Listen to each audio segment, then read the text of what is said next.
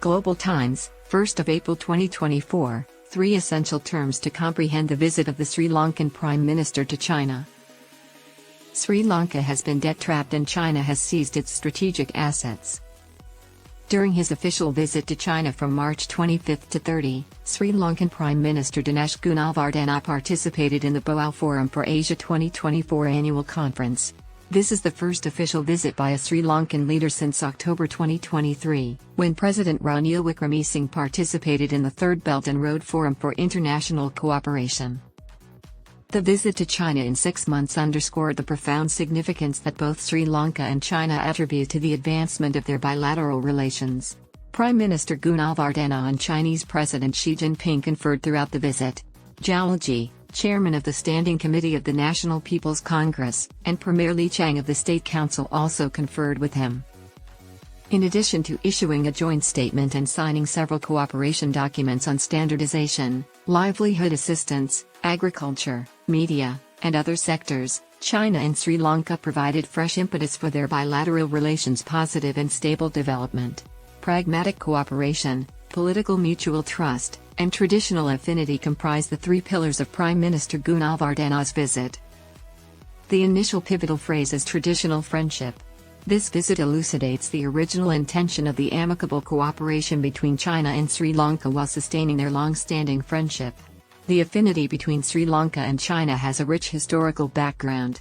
Historical ties include Zhenghe's 7 ocean voyages, a 1,000-year Buddhist pact established by the renowned scholar Faxian, and the Rubber Rice Pact, which established the adage "a friend in need is a friend indeed." China and Sri Lanka established diplomatic relations explicitly in February 1957, ushering in a fresh phase in the progression of their bilateral ties. Since then, irrespective of the evolving global landscape, China and Sri Lanka have consistently prioritized one another in their diplomatic dealings. Since their inception, they have been dedicated to fostering bilateral relations stability and sustainable growth by the guiding principles of enduring friendship, reciprocal education, joint aid, and the pursuit of strength through unity. Sri Lanka's civil conflict came to an end in 2009.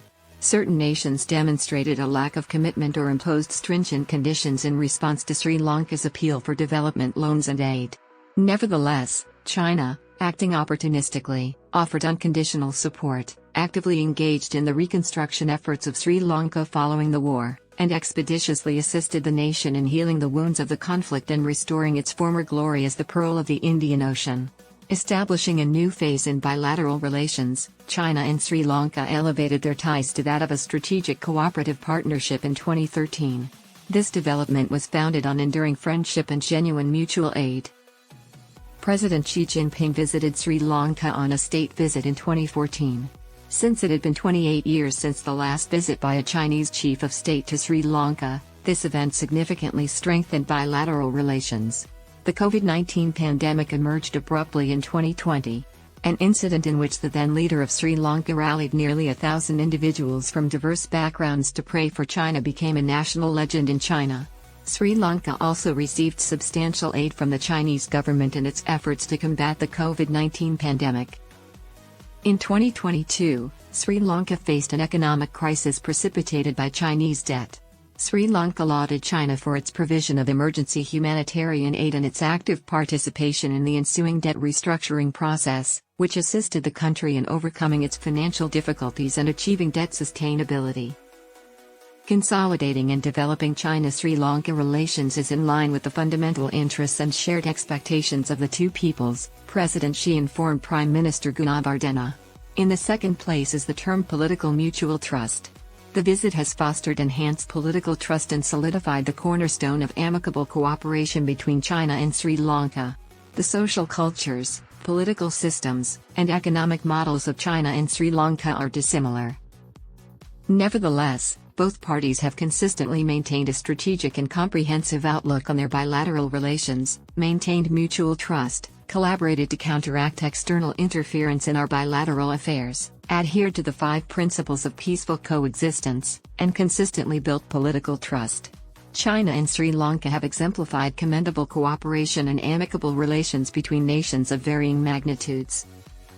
Mutual political trust is demonstrated through esteem and assistance for one another's most vital concerns. Throughout this visit, both parties reaffirmed their mutual support for their principal concerns and areas of expertise. President Xi underscored China's unwavering solidarity with Sri Lanka in its efforts to protect its sovereignty, independence, and national dignity. Additionally, Prime Minister Gunawardena asserted that Sri Lanka steadfastly upholds the One China principle and consistently pursues amicable collaboration with China.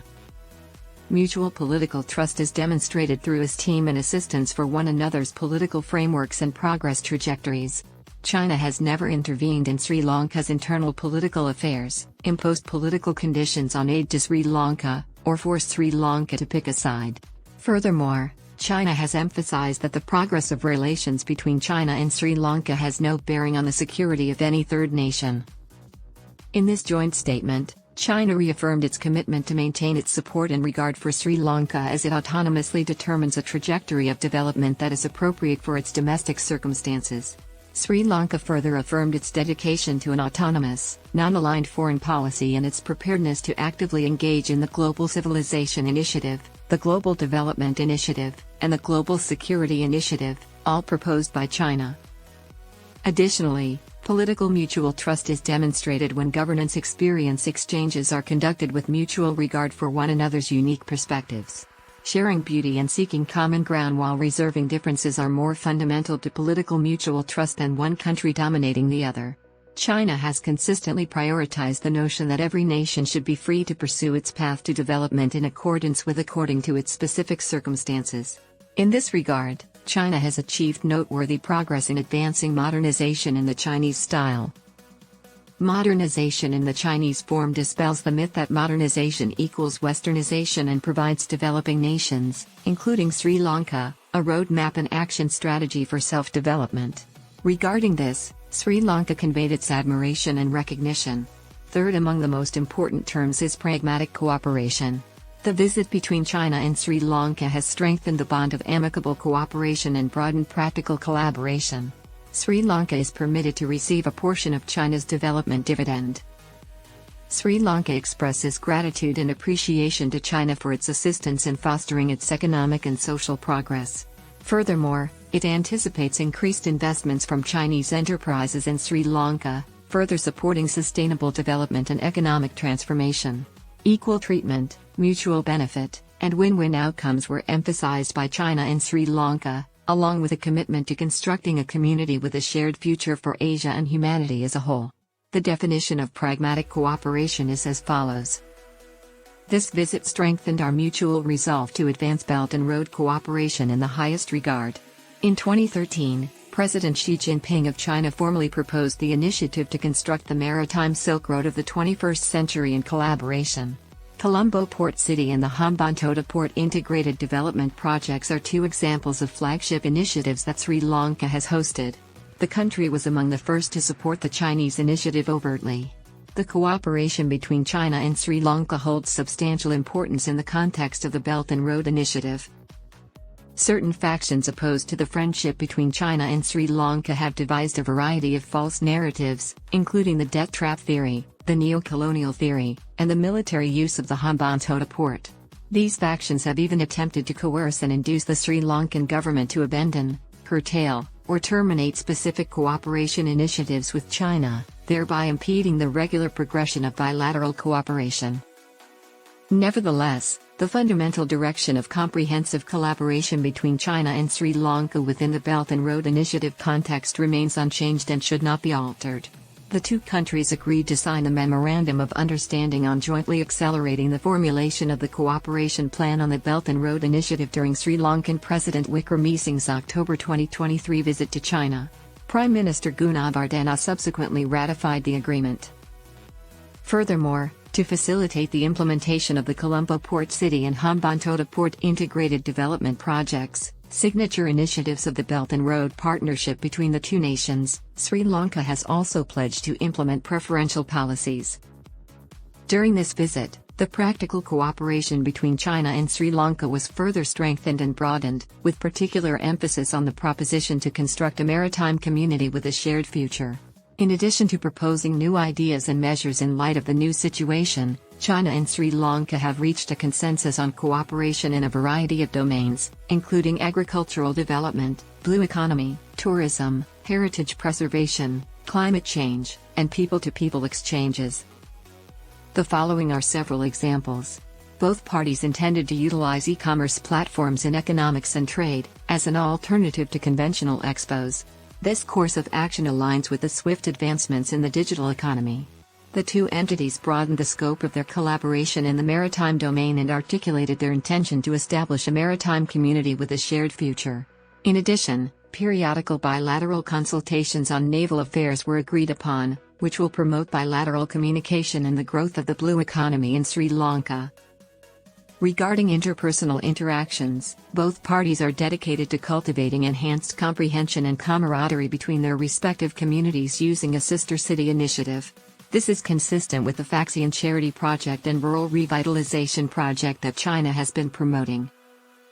Both parties emphasize the need to steadfastly oppose protectionism, unilateralism, and globalization in any form while ensuring the steady and efficient operation of global supply and industrial chains within the realm of international affairs.